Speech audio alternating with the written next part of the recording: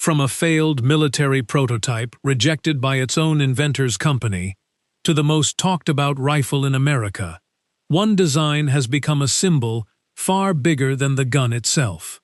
The villain in 1,000 news broadcasts. The centerpiece of America's most divisive political battles. The best-selling rifle platform in the country. And also the most feared. This is the story of the AR-15, and why a single rifle pattern became the most polarizing object in modern America. Let's go back to the beginning, because the AR-15 didn't start as a villain. It started as a solution to a very specific, very unglamorous problem: weight. In the late 1950s, the U.S. military was carrying the M14, a heavy, full-powered battle rifle firing a hard-hitting 7.62mm round. It was a rifle built for a different war than the one America was walking into. Fire it on full auto, and it kicked so hard most soldiers couldn't keep it on target. It was accurate, sure, reliable, mostly. But it was also a beast to carry, a beast to control, and increasingly the wrong tool for a doctrine that wanted soldiers carrying more ammunition and putting more rounds downrange in short, controllable bursts. The Pentagon didn't just want a lighter rifle. They wanted a completely different philosophy of infantry combat. Less about one perfectly placed shot at range, more about volume of fire at the ranges most firefights actually happened at, which, it turned out, was a lot closer than anyone had planned for. Enter Eugene Stoner, a designer at a small, obscure company called Armalite, which was, at the time, more of an aerospace engineering curiosity than a serious rifle manufacturer. Stoner's background wasn't even traditional gunsmithing. He'd worked in aircraft design, and it shows in the rifle he built. His answer was the AR-15. The AR doesn't stand for assault rifle, despite what a lot of people assume. It stands for Armalite Rifle, simply the 15th design the company had worked on. It was built from aluminum and polymer instead of solid wood and steel, chambered in a smaller, faster .22-23 caliber round instead of a full-power battle cartridge. Lighter rifle, lighter ammunition, dramatically less recoil.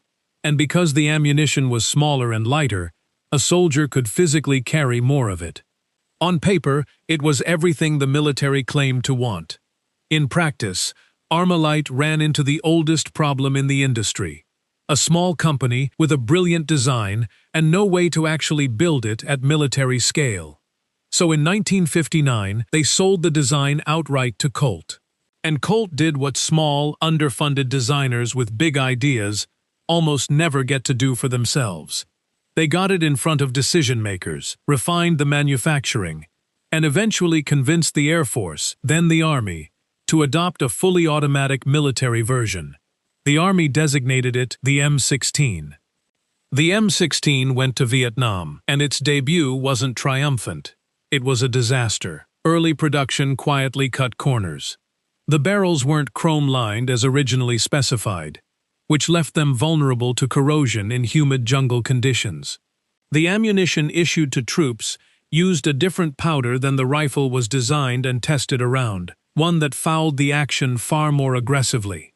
Soldiers in the field started experiencing jamming failures, and not at convenient moments, in the middle of firefights. Rifles failing men when they needed them most. That's not a footnote in this story.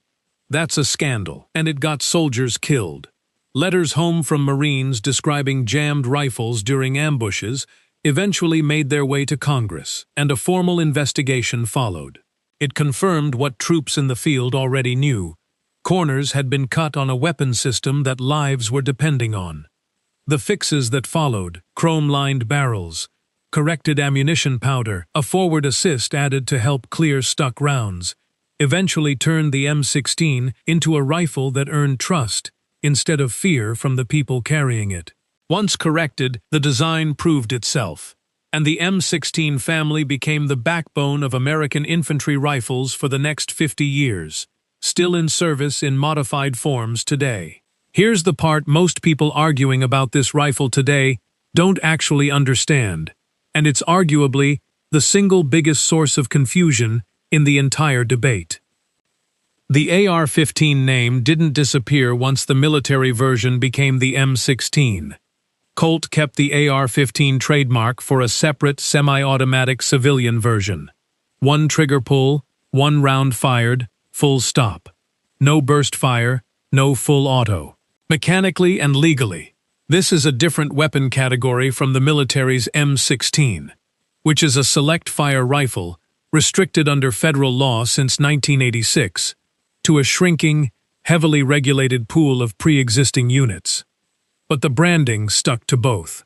The name AR-15 carried over from the military side to the civilian side, and for decades afterward, that shared name has fueled a genuine, persistent public confusion between a civilian semi-automatic rifle and a military machine gun that most Americans will legally never be able to own. Understanding that distinction is close to the whole ballgame in understanding why this debate gets so heated and so talked past on both sides.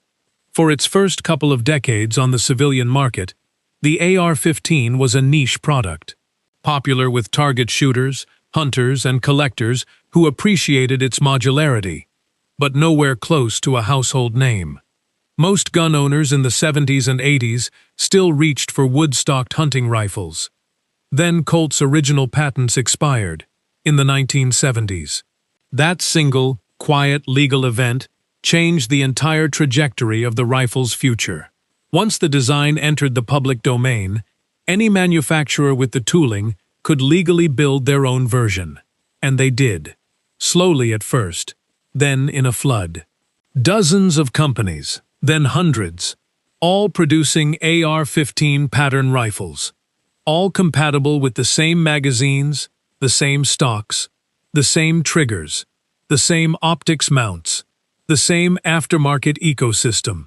This is the part that actually explains the rifle's popularity, more than any single feature. It stopped being one company's product and became something closer to an open standard. The same way any computer built to a certain architecture can run the same software. Any AR-15 pattern lower receiver can typically accept parts from a dozen different manufacturers. Swap the barrel length, and you change what you're using it for. Home defense, hunting, long-range target work. Swap the stock, and you fit a completely different-sized shooter. Add or remove accessories without ever needing a trained gunsmith. It became less a single rifle and more a platform, a system other products get built around.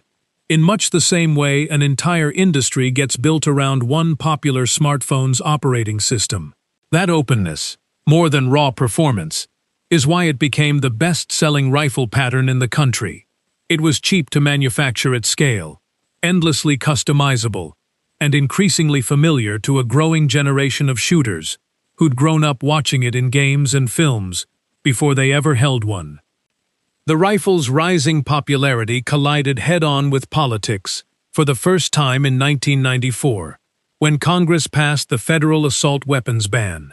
For 10 years, the manufacture of new AR-15 pattern rifles with certain features, like collapsible stocks, pistol grips, and detachable magazines over a certain capacity, was federally prohibited.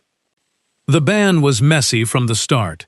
It targeted specific cosmetic features rather than the rifle's underlying mechanism, which meant manufacturers could legally redesign rifles to remove a bayonet lug or a threaded barrel and keep selling functionally near-identical guns. Critics on one side argued the ban was mostly symbolic, restricting appearance more than actual lethality. Critics on the other side argued it was a necessary first step that simply hadn't gone far enough. The ban carried a built-in sunset clause, and in 2004, Congress let it expire. What happened next surprised a lot of people on both sides of the debate. AR-15 sales didn't just recover, they exploded. Manufacturers that had spent a decade designing workarounds now had free rein again, and a rifle that had been a somewhat obscure, restricted category suddenly became one of the most heavily marketed firearms in the country. Within a few years, industry groups began rebranding it publicly with a deliberately softer label, the modern sporting rifle. a term crafted to move the conversation away from military associations and toward hunting, competition, and home defense. While the political argument played out on cable news, a quieter, more consequential battle was happening in courtrooms. In 2008, the Supreme Court handed down District of Columbia versus Heller, a landmark ruling that, for the first time, explicitly confirmed the Second Amendment protects an individual's right to own a firearm for personal use, unconnected to service in a militia. It didn't specifically rule on the AR-15, but it reshaped the legal foundation every future gun law would have to stand on, and gun rights advocates leaned on it heavily in the years that followed. Then, in 2022, came New York State Rifle and Pistol Association v. Bruin, which went even further, introducing a new legal standard requiring modern gun laws to have a clear historical analog dating back to the nation's founding. Suddenly, dozens of existing state and local gun regulations, including several AR-15 restrictions, were thrown into legal limbo, forcing courts across the country to relitigate laws that had stood for decades. The result has been a legal environment in constant motion. State-level AR-15 bans in places like Illinois and California have faced repeated court challenges. Some have been temporarily blocked, then reinstated on appeal, then challenged again. As of the mid-2020s, the legal status of the rifle in America isn't a settled question. It's a moving target, quite literally being redefined court case by court case. And that rebranding effort ran directly into the darkest chapter of this rifle's public life. As the AR-15 spread into millions of American homes through the 2000s and 2010s, it also became the recurring weapon in a string of the country's most devastating mass shootings. Sandy Hook, in 2012, San Bernardino, in 2015, Las Vegas, in 2017, the deadliest mass shooting in modern American history, Parkland, in 2018. Each time, in the aftermath, the same rifle pattern kept appearing in headlines, and the same national debate reignited with more intensity than the time before. Gun control advocates pointed to the rifle's high rate of fire, its detachable high-capacity magazines, and its ability to be reloaded in seconds as uniquely dangerous in the hands of someone intent on mass casualties, arguing that no civilian purpose justifies that capability. Gun rights advocates countered that the AR-15 fires exactly the same way as any other semi-automatic rifle or handgun, one trigger pull, one round, and pointed out that its actual caliber and rate of fire are comparable to, and in some cases less powerful than, many traditional hunting rifles that attract essentially no controversy at all. That disagreement isn't a footnote to this story. It is the story. Because somewhere in the 2010s, the AR-15 stopped being just a rifle and became a proxy, a stand-in, for two fundamentally different visions of safety, freedom, and the role of government in American life. Individual states responded in wildly different ways. Some, like California, New York, and Massachusetts, passed strict state-level bans or heavy restrictions on the platform. Others leaned the opposite direction entirely, with some states passing laws explicitly protecting the right to manufacture and sell AR-15s within their borders regardless of federal action. The legal patchwork that resulted meant the exact same rifle could be a felony to possess in one state, and openly sold at a big box store an hour's drive away in the next, which is a strange kind of fame for a piece of aluminum and polymer, designed 60 years ago by an aerospace engineer trying to lighten a soldier's backpack. The rifle's reputation didn't stay confined to news broadcasts and congressional hearings either. It bled into popular culture in a way very few firearms in history ever have. It became a fixture of video games, from Call of Duty to Counter-Strike to Fortnite, almost always cast as the default, everyman rifle a player reaches for first, the baseline against which every other weapon in the game gets measured. It shows up constantly in action films and television, shorthand for both heroism and menace, depending entirely on who's holding it and which side of the camera they're standing on. Law enforcement officers carry it in one scene. A masked antagonist carries the same silhouette in the next. And unlike most iconic firearms throughout history, which are really only recognizable to enthusiasts and collectors, the AR-15 has become one of the very few rifles on Earth that someone who has never touched a gun in their life could still probably identify on sight, just from its distinctive silhouette. That's an extraordinary, almost unique level of public recognition for an inanimate object, and it's part of why the debate around it carries so much emotional weight.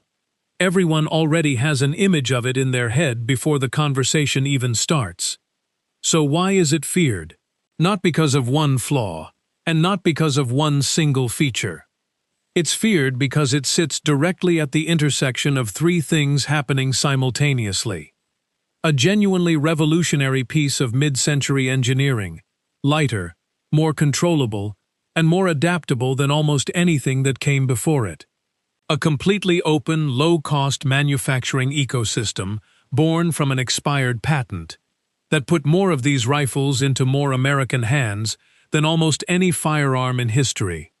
And its repeated, tragic presence at the center of some of the worst single days in recent American memory, broadcast, discussed, and relitigated in the aftermath of each one. Take away any one of those three factors, and this is a very different story. A rifle that was revolutionary but stayed a niche military design never becomes a household name. A rifle that became widely available but was never involved in a mass casualty event never becomes a political flashpoint. And a weapon used in